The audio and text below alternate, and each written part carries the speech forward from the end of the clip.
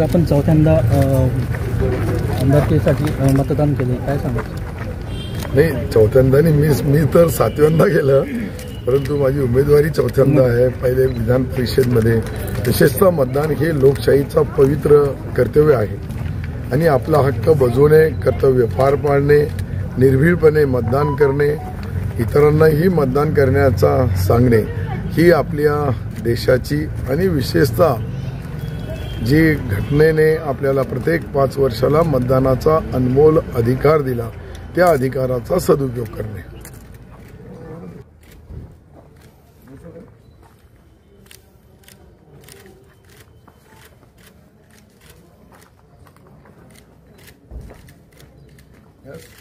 Okay sir, thank you.